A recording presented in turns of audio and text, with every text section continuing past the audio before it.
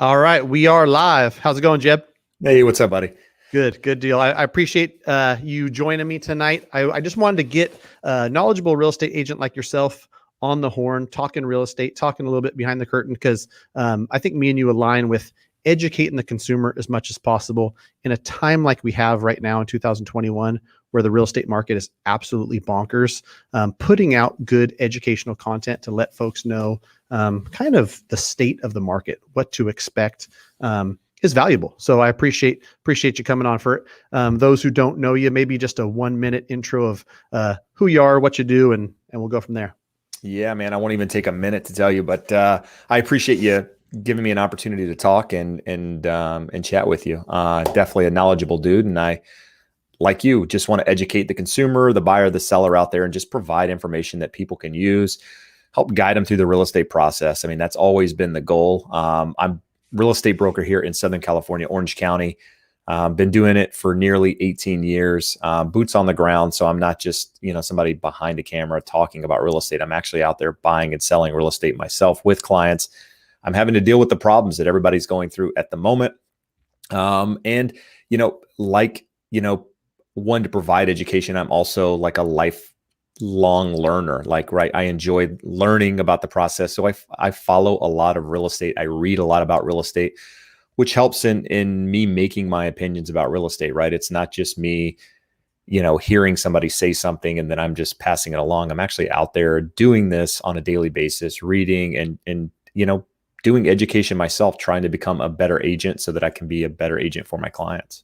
Yeah, for sure. I'm the same way too, where I'm watching folks like you. I mean, to be completely honest, this whole live was probably inspired by you and Josh on Wednesdays, because I tuned into a couple of those, and Josh is a great, knowledgeable dude. And I want to ask you a question later on something he talked about, which I thought was great. But just following stuff like that, getting other folks' opinions about the market is really cool, because then you start to think about stuff. Oh, maybe I didn't think about it that way. And this market is similar to my market in this way, and it's different in this way.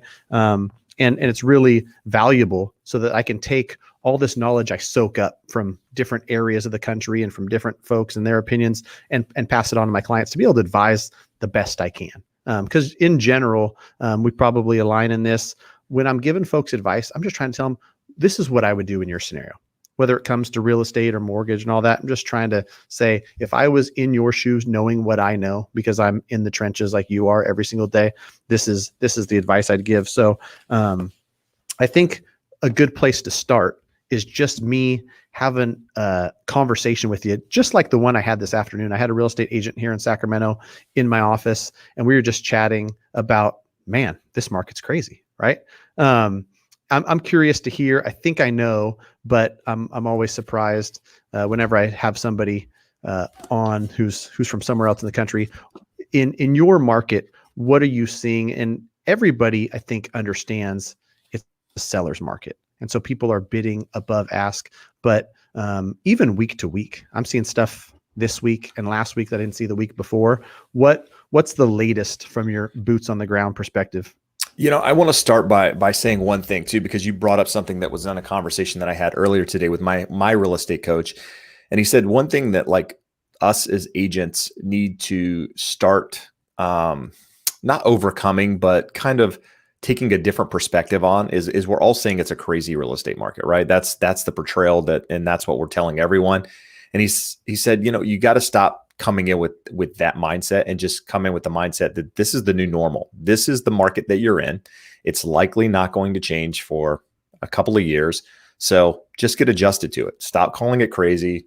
Just deal with what it is, and be the best agent you can in the market that you're in. So with that said, yeah, my market's a lot like your market. Your market's actually probably one of the crazier markets in the country, just based on everything I've read, with people coming in from different cities and what have you. But yeah, we have a very low supply of inventory here in Southern California, a lot like a lot of the country, and buyer demand is high, right? So you've got this imbalance, not enough properties. A lot of people want properties.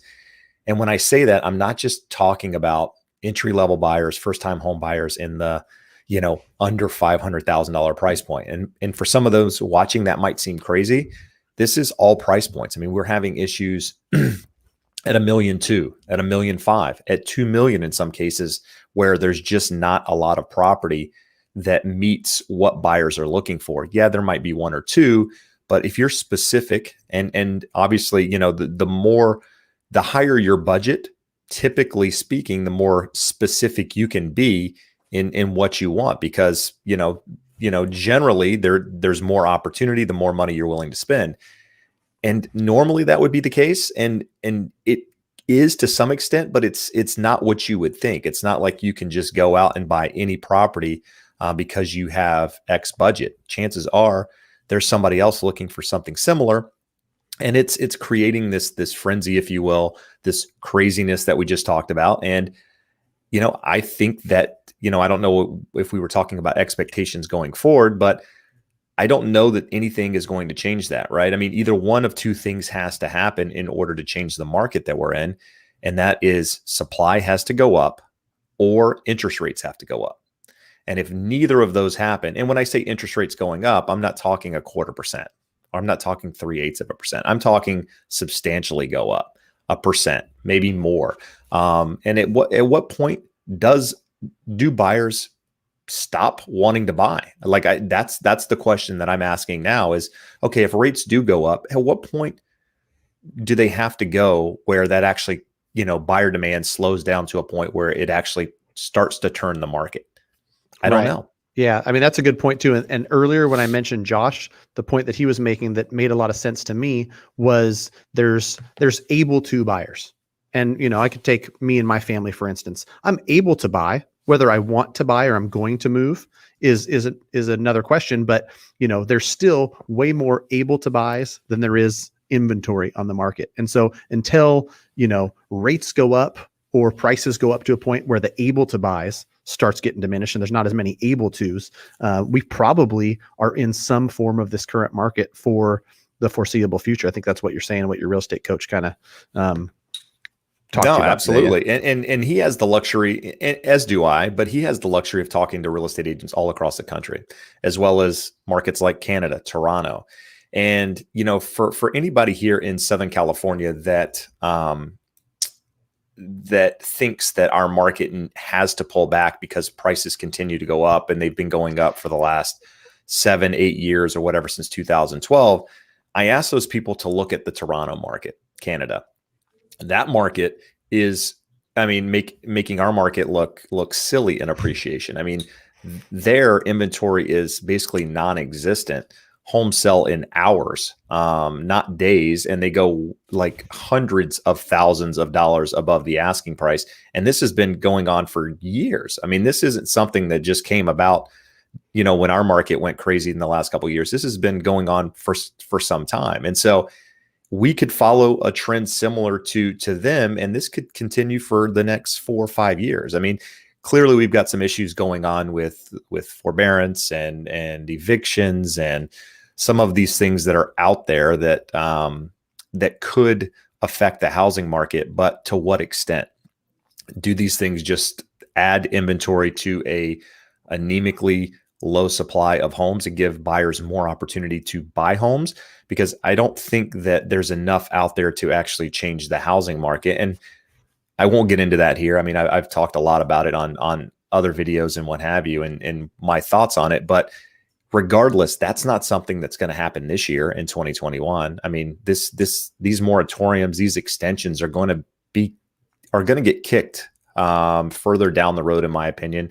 It's not going to be a June 30th date right now, which is the date for forbearance and what have you. That's probably going to get extended if I had to guess. So, you're in this market for the time being. And so for those who are sitting on the sidelines thinking that, the market is going to change, I'm going to wait, I would ask you, what are you expecting to change? Because if, I knew those people and still know those people that didn't buy in 2012, 13, 14, 15, 16, 17, 18, and we could, as to everybody has that friend or knows that person that was waiting for the next housing crash. And so, these crashes don't come around every 10 years, which is what people are expecting at this point. I mean, Right. these Yeah. things It are like went up. once It's in a got to. lifetime in a lot of Yeah. cases. It's too expensive for me, so it must go down. That's some people's view. Absolutely. Which I agree with, and I agree with you on the fact that we have such low inventory that 100, 200,000 foreclosures, or if there's a small segment of the folks that are in forbearance that are truly struggling, that are going to struggle when they come out, that's not going to be enough to change the current imbalance we have because it's so far off. Do you know offhand? Because I know Sacramento County, our inventory number right now is like 0.4 months. We've got like 12 days of inventory. That's nuts. And the surrounding counties, I did a video on it, so I have them up on my whiteboard. 0.52 months in Placer County, 0.66 months in El Dorado County, and then 0.9 in Yolo. So like greater Sacramento averaged is like 0.6 months. And for those watching who don't understand what that means or don't know what that means, in a balanced market where we've got, a good amount of supply to match the demand, is 3 to 6 months generally, Jeb? What I would say more. I would say closer to 6 months. 6 months. 6 months is a balanced market. 3 months, it's a little more, I guess it's not as crazy as the seller, but still, the 6 months is typically what is the turning point for Right. For more of an equal market. And so we've got like 1/15 of the supply. That's nuts. I mean, that's a really, really low supply of homes. I mean, here in Orange County, ours isn't that bad. I haven't looked in the last couple of days, just because to me, at the end of the day, it's somewhat irrelevant, right? It doesn't really matter where the inventory is. I mean, if my clients can't buy a home, it doesn't matter if there's 10 homes on the market or 200. But here in Huntington Beach, for example, the other day when I looked, I think we had 100, like we're a town of 205,000 people or so. And I believe single family homes on the market were somewhere around 120 maybe total and that counts properties that are senior communities, properties that are on the leased land, luxury properties that are $4 or $5 million. I mean, out of all of those, I think there were 120. And then once you threw condos in it, I think it was like 150. So 150 homes on the market out of the entire city, which is very, very, very low. I don't know what that actually comes to in supply, the number of months, but it's not a lot. Right. It's small. Let me ask you this, just because I had some really interesting conversations with a real estate agent earlier, and we kind of talked about, we've talked about the type of market we're in, and I agree with you that it is what it is. We don't expect it to change. There's not some magic button that's going to increase supply 10x, and really that there's construction can't happen fast enough. People can't list fast enough, and demand isn't slowing anytime soon. What are you doing when you work on the buy side? Because you're in the trenches. You're an agent who's boots on the ground. What are you doing, and what are you advising clients who maybe have put in an offer or two, and they might be getting frustrated, saying, Jeb, what do I need to do to get something accepted? That's a struggle, Matt. It's not easy, man. Like I said, I've been doing this nearly 18 years. I haven't seen a market like this, and it's frustrating. It's not just frustrating to buyers; it's frustrating to agents, and not because we have to do more work or show more property. That to me isn't the problem. It's buying real estate, in my opinion, first-time home buyers, anyone buying, it should be exciting. Like you should be ready to write an offer. And what I was talking again about to my coach earlier today, I feel like, I have clients making offers on property, and I don't even feel like they're excited about the process, because they already have an idea of the result before they ever write the offer. And when I say that, it's not that they're writing a bad offer. These are strong offers. I have one that I wrote this morning, 735,000 or 39,000, somewhere in there. We wrote the offer at 755, so we're 20 grand above. We wrote an escalation clause in that offer to take us up to 770. So we're 35,000 above the asking price. We waived the appraisal contingency in this case. We're doing things like that. But the conversations I'm having with buyers, to answer your question directly, is, we're being upfront, right? Kind of telling buyers, this is the market that you're in, right? You can't get upset. You can't beat yourself up if you don't get an offer accepted. If you don't even get a counter offer, right? We're going in with our best foot forward. And, you've got to approach every transaction, if you love the property, as if you don't want to lose it. And if your absolute best offer doesn't get accepted or doesn't have an opportunity to get responded, then there's nothing you could have done, because that is the best you could have done. Now, I have clients on the other side that are selling a property contingent and buying something else. Their property is contingent. They're in escrow on the contingency side, but they're being super picky on the buy side. I'm like, hey, you're getting it really, really good on one side. They're getting nearly $100,000 more for their house than we originally talked price wise, $100,000 more. But when they're making offers, they're not willing to go more than 15, 20 grand above the asking price. And I'm not the agent to tell you that that's what you need to do. Right. But you've got to understand, if somebody's willing to pay you that for your house, then you have to think that in theory, that's probably what you're going to have to do, something similar, in order to get your offer accepted in some of these cases. And I'm not recommending people do that, but that's the market that you're in. And so I've talked about this as well, as I'm not the agent that recommends you waive your appraisal contingency and your loan contingency and all of that stuff. But when talking with clients and they say, well, what can I do to put if I want to put the best offer I can, these are things that you need to consider, but you also have to understand the risk, right? There are risks involved in doing this sort of thing. So it's a lot of no different than YouTube and having these conversations. It's about educating people, helping them understand why they're doing it, and also what happens if their offer does get accepted and these things do happen on the other side with regards to contingencies and what have you. So, we're just trying to put full packages together. And you've talked about DU findings and that sort of thing in another video, which is something that agents need to understand, that those numbers are easily manipulated.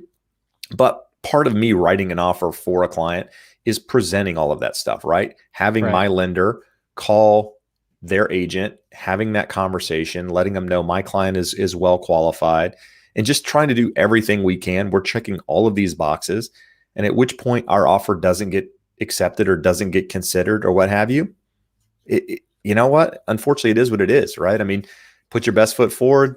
You think the agent on the other side, say, hey, keep me in mind if something happens, and you keep moving on, right? I mean, you can't get, one thing I've learned in this business is that, it's a very small world with regards to agents. So, you just got to uphold the, your integrity and do the right thing, and good things happen. So.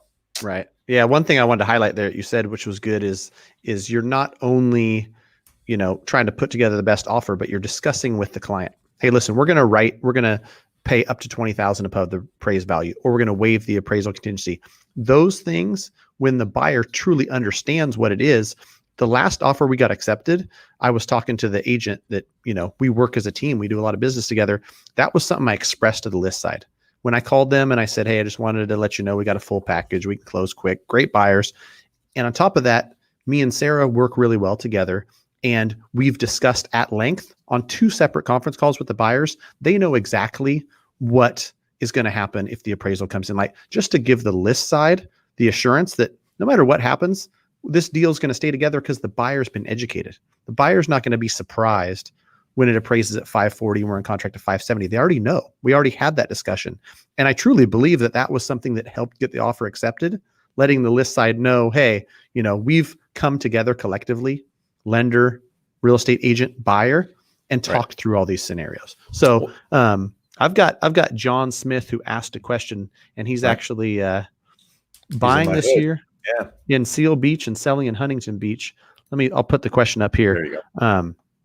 Probably sell first before buying based on the info you guys have given us. Contingent offer, not good. You want to talk on that, Jeb? Because that's pretty common thing when somebody's going to sell and buy and they're worried about the buying's the hard part, right? So maybe get into that. Yeah. I mean, John, what I would tell somebody like this is, if you have the ability to buy something without selling, that is probably going to work in your favor. But I wouldn't stretch myself and do things that weren't, I'm going to say healthy. And that's probably not the right word, but I wouldn't do things that put you at risk in order to, sell your house afterward, buying something, because it's a seller's market, you have leverage as a seller. And what I would tell you is that, if you want to sell your house contingent upon finding a replacement property, that's fine. And it's, you're going to be in a better position if your property is in escrow. And so if you can find a buyer for your property, put it in escrow, and then make an offer on whatever property you're trying to purchase, and essentially all the contingencies have been removed on the buy side, your contingent purchase is almost as good as a purchase without having the contingency. But if you're one of those people that are trying to make an offer on a property and you're contingent on selling your property, but you haven't even listed it yet, or it's on the market and it doesn't have an offer on it, that's going to be a little bit more difficult, right? So there are definitely ways to strategize and work around that.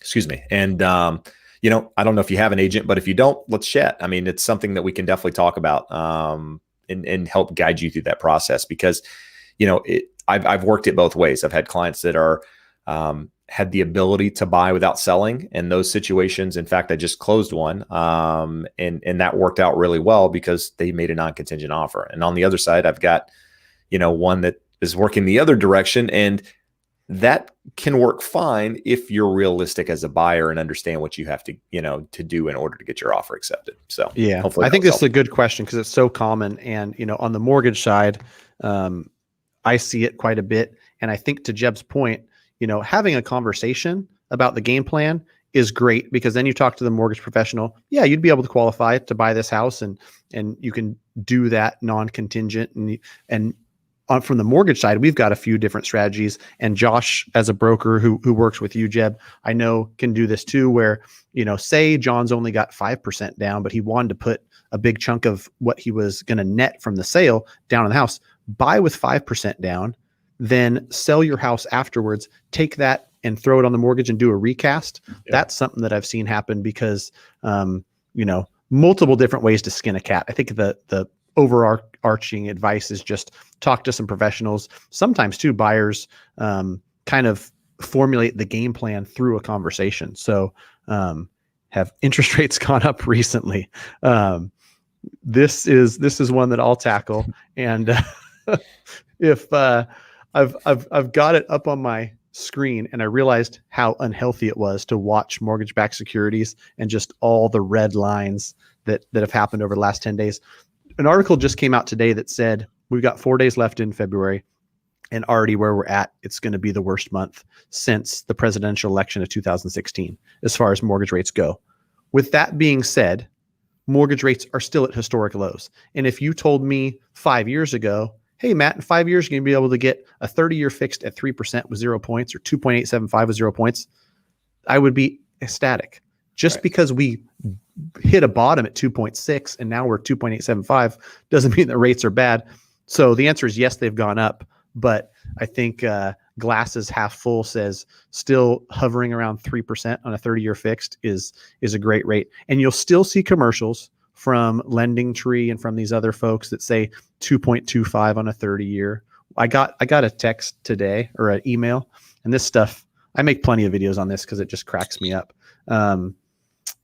It said something about, like, due to this current dip in rates from Lending Tree today, rates have gotten worse for 10 days straight. It's been a bloodbath, incrementally and not a ton, but they put something like that, 1.98% on a 15-year. And of course, if you want to pay 5 points, if you want to pay $22,000 up front for it, then you can get the 1.98 on a 15-year. But long-winded answer, and I'm sorry to go off on a tangent there, but I don't like the market. No, that means the good rates doesn't sell headlines. Just like a great 2021 housing market doesn't do as well as a housing crash is coming, right? People love negative news. I mean, they just love the fear, and it's one of those things. If you want to feed into it, then so be it. I mean, I try to stay away from that stuff just because I feel like it's everything out there is like that.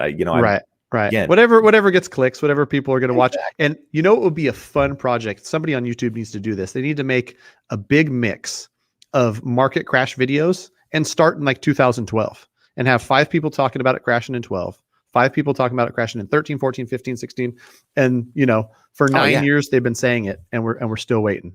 What's more frustrating to me is seeing the people that were calling the crash in June, July, August, September, October, November, December now say, oh, 2021 is going to be a strong housing market. I'm like, that's easy to say now, right? Because, Yeah. but you've been wrong for 9 months. And now all of a sudden, it's a great housing market. That's so frustrating Yeah. because, Delete all the content I put out for the last 12 months. yeah, don't worry about any of that stuff. And then there's people like, I'm not going to brag on myself, but I mean, I've been saying like, you're going to have a strong housing market, but yet that stuff doesn't do as well. But Yeah, nevertheless, I got to clip my December 2019 because it's, I'm a realist and I look at data, and like I look at trends and what's going on. It's like, oh, there's not a lot of supply and there's a lot of demand. I'm no rocket scientist, but prices will probably go up in 2020. So December of 19, I basically said, due to those factors and the most simplest stuff for a simple dude like me, right. prices will appreciate in 2020. And what do you know? I guess we all didn't know about coronavirus and all the stuff that would be influenced because of that. But nonetheless, No, for John's sure. John's saying he prefers to put 5% down because of low rates. What are the chances of getting this type of offer accepted? I think it has more than just the down payment. There are other factors that go into it, right? I mean, if you write a strong offer, and what I mean by that is you're putting, say, 3% down on the earnest money deposit. You're shortening your contingencies, to as short as we can do in order to get the things completed that we need completed. In some cases, maybe if you're waiving appraisal contingency, if you're going above and beyond the asking price or whatever it is, there are other factors. I'm less concerned about the 5% down than I am somebody writing a strong offer to start. So I have some clients right now that are putting 5% down. We're writing strong offers. We're getting counter offers back, and we're putting our best foot forward in some of these, or in all of these rather. And we're just not getting traction because people are doing stupid stuff. And I always try to get feedback from the agent on, okay, so your client chose another offer. That's great. Congratulations to you and your seller.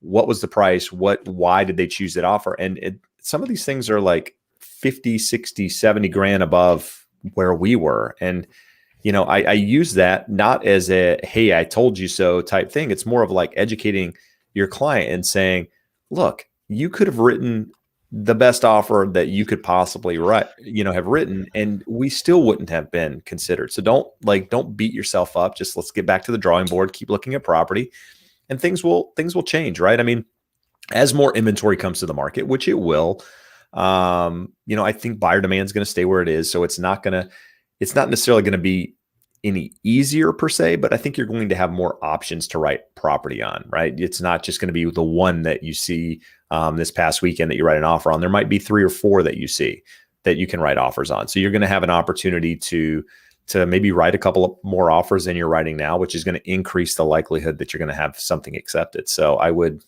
just continue. I would worry less about the 5% and just continue to, kind of let your agent guide you on how to present the best offer and use that as a template and doing the best you can and trying to get something accepted. Yeah, I'm with you. I'm optimistic about some more inventory coming on because as crazy as it's been, some people are like, oh, there's no seasonality because, the pandemic and whatnot. The Ryan Lundquist, who does great stuff in the Sacramento area stats wise, put out some stats and just showed that we still have, seasonality. It's, the curves are not as dramatic and it's a little bit wonky, but there's still seasonality, which to me means, March, April, May, June, when, spring inventory is on a huge rise and there's a lot more houses for sale.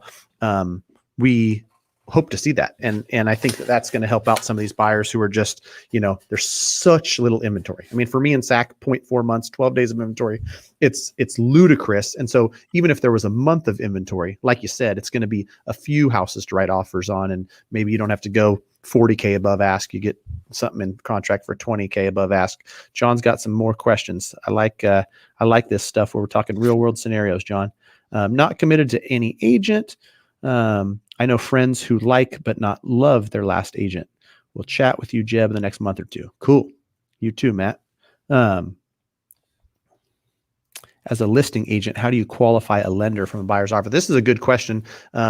Super good to hear directly from somebody like you, Jeb, who's in the market on what you're doing. Because I know as a lender what I'm doing to try to get offers accepted. But you get 12 offers on a house, and I'll just let you run with it. You might hear from some of them, you might not. How are you qualifying a lender from a buyer's offer? Well, here's the thing. So, I talked to Josh about this the other day. So I listed a property recently, had 13 offers. So we're pretty close to the 12 that you mentioned there. Not one lender called me, not one. But what I'm doing to answer John's question is, fortunately, I have a lending background. So I understand loans. I understand the process. I can read. I could qualify you today, John. I mean, that's the experience that I have. I don't do loans anymore, but I still follow guidelines. I still keep up to date. So I can look at a pre-approval letter, read the pre-approval, and typically, like, I want to have a more in-depth conversation. So I'll ask certain questions to that lender about that client to figure out, if they wrote a very strong offer, a lot of down, what have you, and they provide proof of assets and whatever, I'm less worried about some of that stuff. But when people are putting, say, 5% or 10% down or doing an FHA loan, I'm asking a lot of the questions, to try to get more information to make sure that that lender's actually pre-qualified them and not just written a pre-approval letter or a pre-qualification letter without actually having seen the information. So trying to dive into it a little bit further, if they, find out what their credit scores are, and just, do as much information as I can without, them giving me information they shouldn't be giving me. And then if I'm still unsure, then I'll have them I'll say, you know what, let's have them cross qualify with my lender. And I don't need your clients to necessarily send my lender documentation. I don't care if your guy uses my lender or not, but maybe you just have your lender call my lender and they can have a conversation and go back and forth. And if my lender says he feels comfortable with it, then we're good to go. And so that's more the process on my side. Yeah. I think a lot of there's, I don't know if it's a misconception, because there's actually a lot of truth to it, but the idea that the listing agent wants you to cross qualify with their lender. In some cases, it could be because you're trying to get your lender business. But I would say for the professionals out there, you just want to make sure that the client's qualified. You don't want to waste your seller's time. You don't want to waste your time. You don't want to waste anyone's time with having someone in escrow and that doesn't need to be there, right? And doesn't qualify to buy a house, because otherwise, you're killing yourself. For sure. And I'll chime in too, because he was asking about what I would do, on the lending side. Would I do the same? And I'll speak to this cross qualify thing that you were talking about.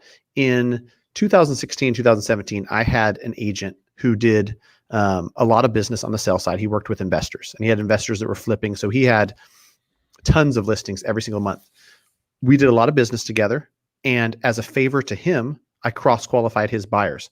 And to your point, Jeb, it was a conversation, lender to lender. They're putting 3.5% down FHA. Why are they going FHA? And then, they respond with, they've got a 636 credit score, but there's no, there's nothing that's really worrying us.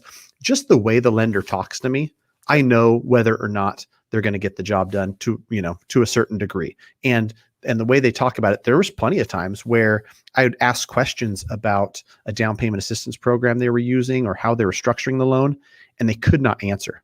And so I would just pass that information on. I would say, hey, listen, if this was my house for sale as an investor, I'd be afraid of that offer. Then I talked to somebody else who's got it dialed in. Hey, listen, they've got a 760 credit score and they're putting 5% down. They're, just give me information that lets me know you've got a full file, you're ready to roll. And I will tell you that I probably cross qualified 150. I did 0 loans. It was purely as a favor to my agent. And at times he would kind of, tell me, if somebody's not happy with their agent and they want to, do a loan with you, but that wasn't the point of it. The point of it was just to give the seller assurance. And trust me, when flippers are trying to flip houses and get on to the next project, the last thing they want is something falling out. And so, agent buddy of mine was getting a lot of pressure. Like, hey, I want Matt to grill these folks. And, thankfully I'm not having to do 10 or 12 of those a month. They're time consuming, but it was just for that. And I think that as much as builders get a hard time for pushing people towards their in-house lender, builders are trying to do the same thing. They're just trying to Oh, assure 100%. that it's a buyer that's going to make it to the finish line. No, absolutely. That's the goal, right? At the end of the day, the seller gets the money regardless of whether it's cash or 3%, 3.5% down. It's just, you just want to make sure they're able to get to the finish line to get that money. Right. Yeah. And sometimes too, when people do things and you look at it like, why the heck, you just step into their shoes for a second. If you're selling your house and you've got an Absolutely. agent representing you and you're saying, well, we've got everything packed up, we're ready to go to Boise, Idaho. You don't want to get 3.5 weeks in and have this thing fall apart and then be worried about, now we got to relist it and put it back on the market. You just want to make sure that things have been vetted. It's going to close and you can get in your U-Haul and take off to Boise, Idaho, where real estate's probably hotter than either one of our markets. Oh, absolutely. It is. Yeah. It's wild, man. I got some, I actually know a couple agents up there that sell property, and the things I hear are just insane. We should have bought Bitcoin a few years ago. We should have bought some Boise, Ohio. Idaho. I actually owned a property in Boise, Idaho in 2000. And when did I own that? I owned it in 2000 and maybe bought it in 2006 or 7, and had to short sell it in 2009 or 10. And it's so crazy because I haven't looked it up because I don't want to know what it's worth. Short sold for 110 and now it's worth no, 450. I think I paid, I don't remember what I paid for it, maybe 230 at the time. And I think sold it like one, I don't remember. I'd have to look, and I should to see what I sold it for. But and what's crazy is it was only upside down cash flow, like a couple $100 a month. It wasn't anything huge, but it was just one of those times that we were going through turmoil in housing and whatever, and I just didn't want any more liabilities, man. I owned a couple rental properties, and I was like, you know what, I'm out. Like, yeah. I can't handle the stress of real estate, housing, all of this stuff going on at once. And it's one of those things. I have very few regrets in my life, but I look back in that and go, that was dumb. There's a guy somewhere that has a Bitcoin wallet that's worth 30 million or whatever. So you're all right. It's just a couple $100,000 you lost, Jeb. Don't worry about it. Exactly. It's not a big deal. Yeah. Okay. John also asked, what are potential problems with FHA loans that sellers have to know when considering an FHA offer? I'll go first here. And I think that FHA gets a bad rap. FHA, for whatever reason, agents have, and you can correct me if I'm wrong, have gotten the idea that FHA is going to be a lot more strict on their lending. And, if there's one piece of dry rot, the whole deal is going to fall apart. What I will say is that FHA looks at health and safety issues. And if there's serious issues with the house, FHA is going to call it out. But in my experience, doing hundreds of FHA, hundreds of conventional, many of the same things are going to be called out. If a house is in disrepair and there's a staircase that's fallen apart off the back of the house, that's going to be called out in both cases. FHA will be a little bit more strict, and they might make you fix some dry rot stuff.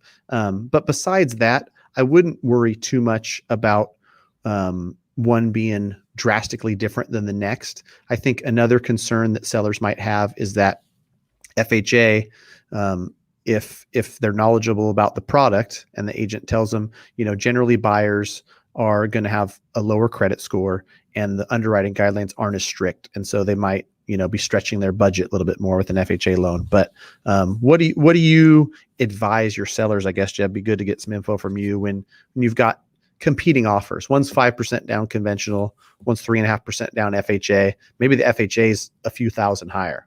How would you present that to your seller if they asked you, hey, Jeb, what would you do in my scenario? I'm not scared of FHA as a real estate agent. So, in fact, I think FHA loans are easier to close because of the less restrictive guidelines, the higher debt to income ratios, and what have you. So, to me, it's not really a concern with an FHA versus one or the other. I mean, I'm walking this through, talking to clients. I mean, if you got two offers that are exactly the same, but one's putting 20% down and one's FHA, then maybe you go with the 20% down. But if the FHA is offering more, and there's a potential that it appraises, then maybe you go with the FHA just because it's the higher amount. So again, I'm not really that concerned with it, but the one concern that I think you need to be in this market with an FHA loan is the amendatory clause, right?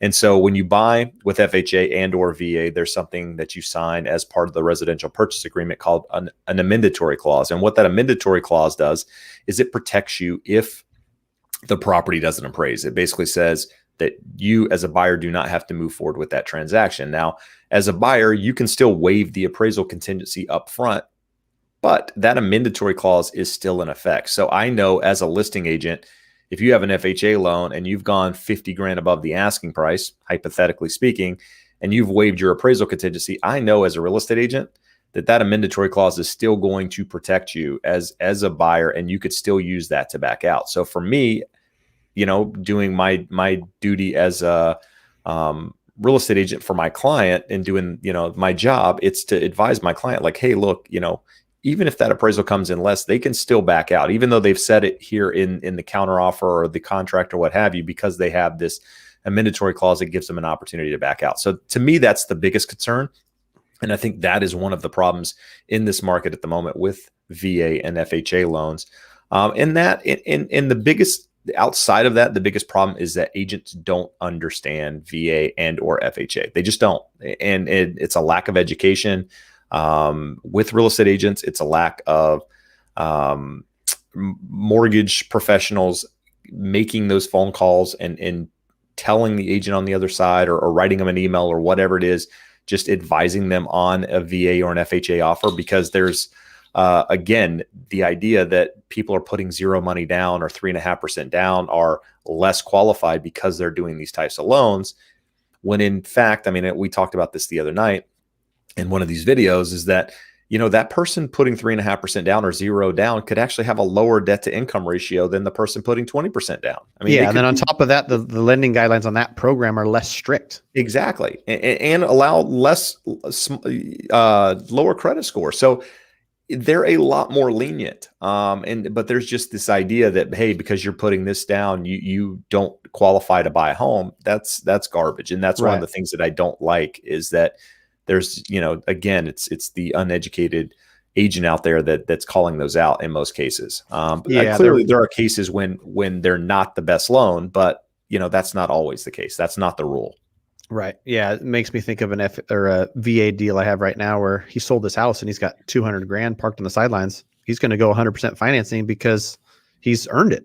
As a veteran who's eligible for a VA loan, he can do 100% financing. It's a great product. And, the $200K on the sidelines demonstrates that, he doesn't have to borrow 100% of the purchase price, but he's eligible for it.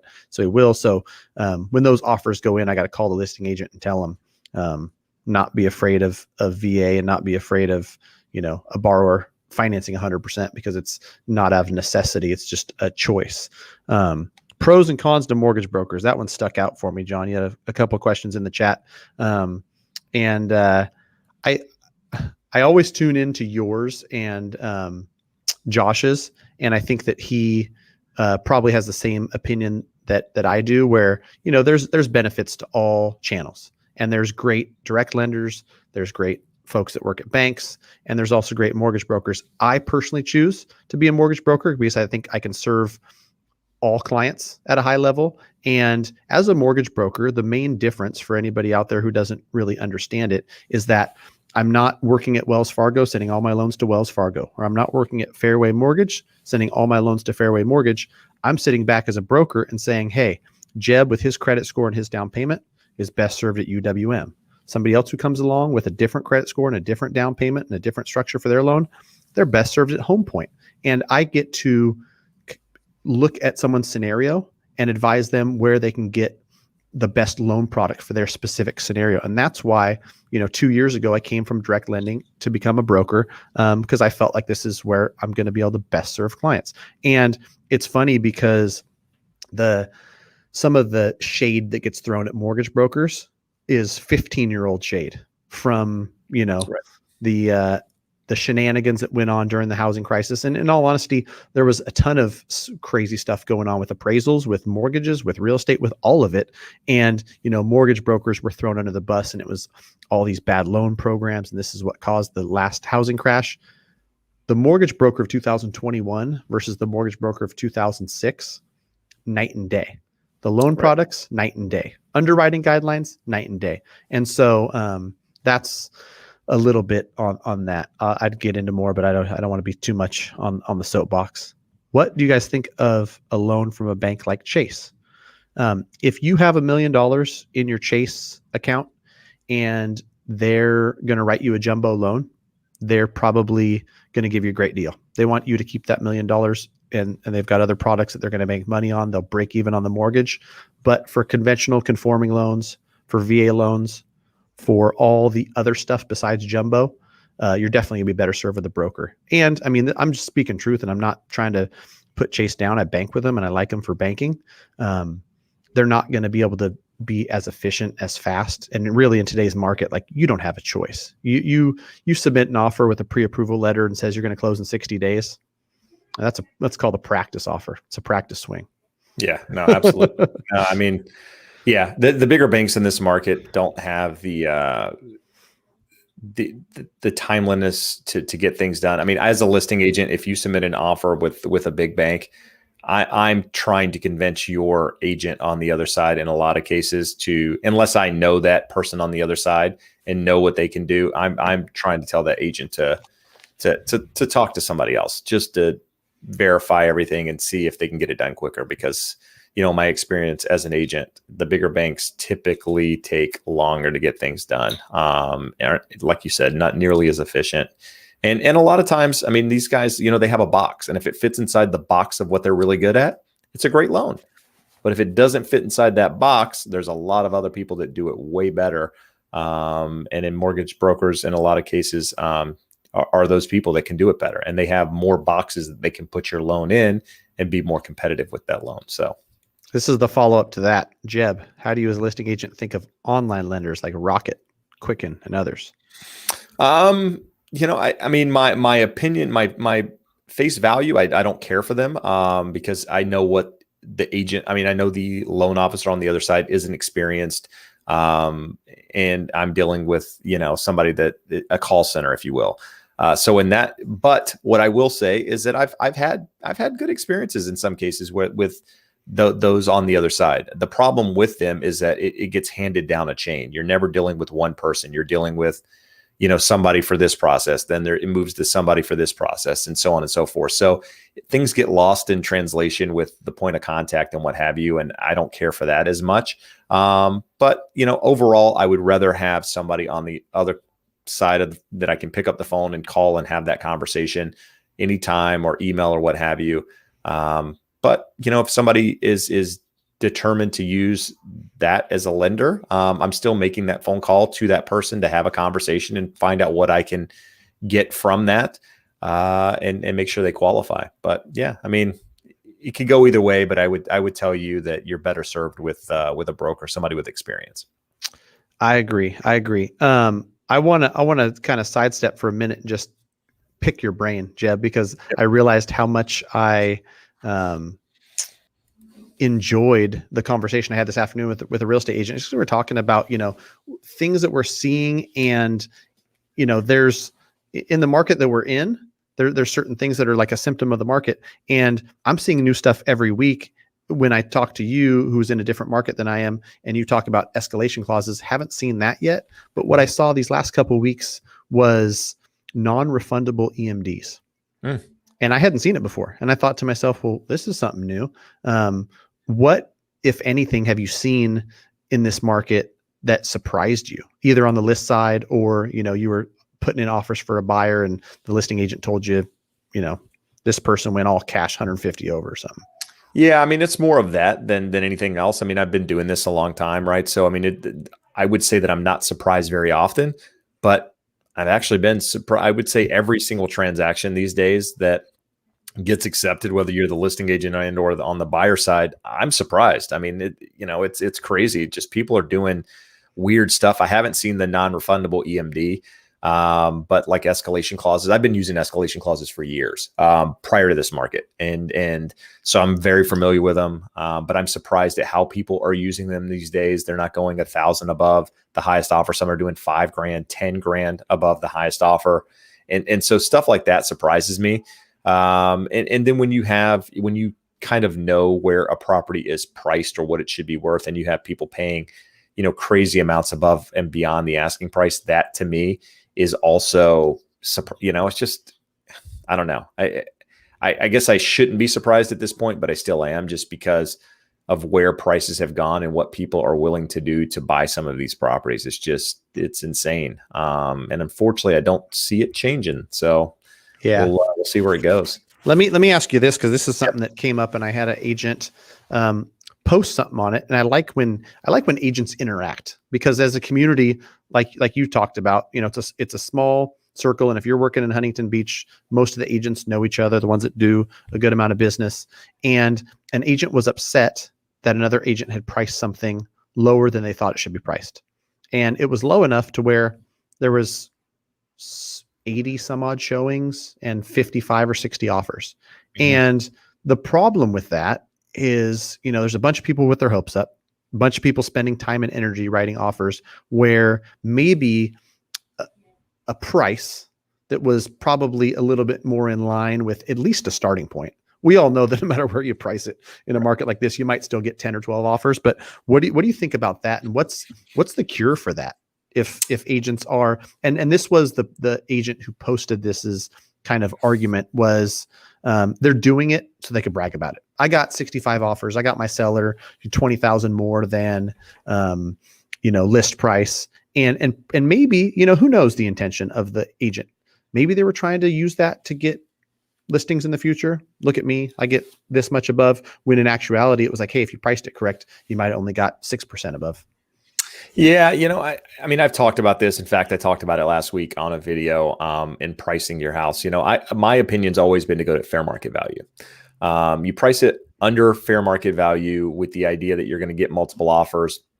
That works great if you actually get multiple offers and drive up the price. But what happens in the case that people don't find the value in whatever price that you thought was going to be less, and now you're stuck at a price lower than where you initially wanted to be, and maybe you don't have that room to negotiate like you maybe would initially have had you come in at fair market value. So, I say go at fair market value, and think about people wasting their time with a property that is underpriced and what have you. That falls back on the agent. An agent should be able to look at a value of a property and say, hey, look, that thing is not priced correctly from the start, right? They're doing that to get multiple offers and to drive people there and what have you.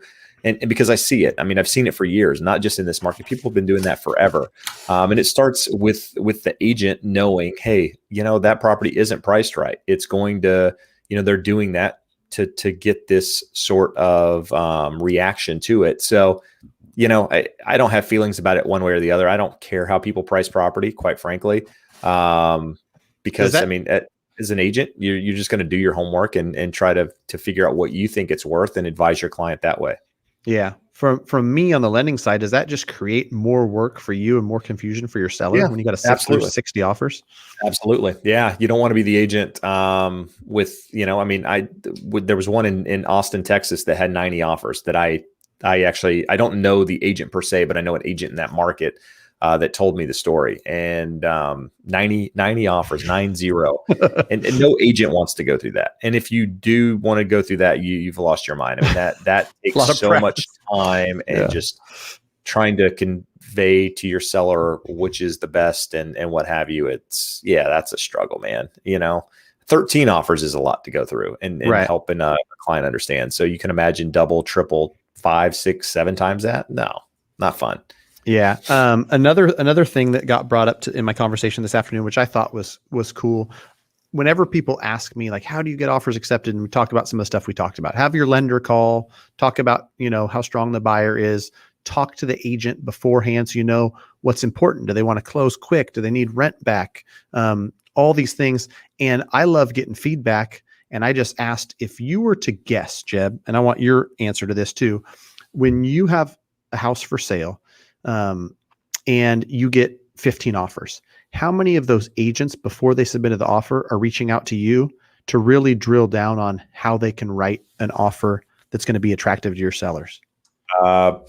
It depends. It depends on the market you're in. In Huntington Beach, the one that I had 13 offers on. It actually closes, I think, the next Monday. The majority of those agents reached out and had conversations. I have another one in a different city that I won't mention. Not one agent has called. It blows my mind to have an inbox full of offers that they have nothing to go off of what's going to look attractive to your seller. They just write the offer and send it. That's the, I've said it for years. The barrier to entry, Matt, is not very high, my friend. And it's very easy to have it's as easy to have a professional working with you as it is to have a person that shouldn't have their license at all. And that's why you've got to do the due diligence up front to make sure you got the right person working on your behalf. This is a teachable moment for anyone out there, no matter what market you're in. The seller is going to pay the agent who you work with on the buy side, no matter what. You don't pay a dime. So you pay the same for the best agent than you do for an agent who's doing their third deal, and they just decided that real estate might be something on the side that they were going to give it a shot to. And just to reiterate that for people, when you're putting in offers and you're in a highly competitive market, it blew my mind because Sacramento, like we talked about, is competitive as ever. Redfin says it's 2021's hottest market, which means that everybody and their mom is putting in offers on every house. And, it kind of disappointed me, honestly, to have these agents who I work with tell me I got answers that went from 30 to 50%. So from a third to a half of the people that are submitting offers. I would say that's normal. Yeah. Which is crazy. So if you're a buyer in this market and your agent is not doing what I consider to be like the bare minimum, calling and saying, "Hey, Jeb, I'm calling about your listing on 123 Main Street. My buyers really liked it. Think about writing an offer." They can't ask you what offers you have so far as price goes, but they can talk to you about, is your seller moving? They need to close quick. Are they going to need a rent back? They can answer. You're the expert, not me, but I know enough to be dangerous to say they can get information to write a stronger offer, yet 2/3 of them don't. In a competitive market, as a buyer, you've lost already. So what I will say to that, though, Matt, is that's only as good as if the agent on the other side actually responds to you. And that is the most frustrating part about this business, is how many people do not respond to questions like that, do not return your calls. You're interested in submitting an offer and they're so busy that they can't have a 2-minute conversation with you just because, they're overwhelmed with offers and what have you. That it's frustrating. It's frustrating as an agent on saying that I'm a realist. I mean, they make real estate agents look bad. And again, it goes back to that, working with a professional. The professional is going to be the one that, that calls you and tells you your offer wasn't accepted versus sending you a text or sending you an email. And, they're going to have those hard conversations regardless of the type of market, or they're going to answer your questions for you and help you, know what you need to do without telling you where you need to be and letting, it take its course. So, right. I mean, at the end of the day, they're serving their client by creating offers that best serve their client. If they, take the time to do so, and who knows? Take the time. Right. Interesting stuff, man. I want to respect your time. I don't know if I appreciate it. We've got a few more from John. Maybe we'll answer a couple more of his questions, and we'll get you out of here in an hour, because I promised 1 hour of your time. All right. I appreciate it. John doesn't have $1 million in cash, so he's not getting a jumbo at Chase. All right. Give me a call, John. Happy to help. Love these shows about what you guys are seeing in today's market. I like it too. I like these conversations. So I told the agent I talked with earlier, and I appreciate your time, Jeb, because it's just, it's good to talk about, what we're seeing, what's going on. One thing that came up in my earlier conversation too, that I think is worth mentioning to folks, is when they ask my advice on what they can do, there's so much you can do, right? You can write above ask, you can waive the appraisal contingency, you can write the gap in the appraisal contingency, your lender can call. There's all this stuff, but what I've seen be successful more than anything else is if I talk to a buyer who's 33 and they're buying their first house. It's not their forever home. It's not a dream house. I have seen that, the perfect house that's been totally remodeled and it's priced correctly is going to get 33 offers. And that thing's going to go away. It's going to be hard to get, right? And what I've seen from some of my clients is maybe they just expand, what they're looking for, and maybe, they don't want to take on a full remodel. Everybody doesn't know a contractor or want to remodel a house, right, but maybe something that just aesthetically needs new floors and paint, and it would be nice. That is going to be a lot less competitive than the done up brand new, flip that everyone's goo over, and they're waiting out in a line of 70 people to walk through it because the pictures online were so fancy. So I don't know what you think about that, but I thought it was worth mentioning. No, that's good advice. It goes back to the advice of buy the best house or the cheapest house in the best neighborhood. Because it gives you that ability to get you that appreciation. Now, if you're paying the same price for the crappy house as you are the remodel, then it's probably not as good of a deal. But if there is a gap there, and you're able to buy it for less, and you're willing to do the work, or you're handy enough to take it on, then that's definitely worth something, that you should consider for sure. Right. Yeah. If you poke around a little bit, I think, what's been on the market for 22 days is something like that just isn't as pretty. And, right. And I know personally that no matter how pretty the house is, you're going to want to add your own little touch. You might want to redo the bathroom, or, you prefer a certain type of floors over the carpet, whatever it is.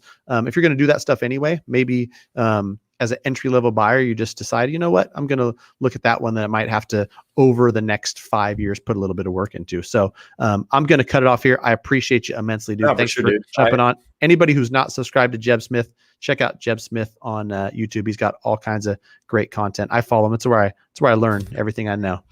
But I appreciate it, man. Thanks for having me on. Yeah. It's been fun.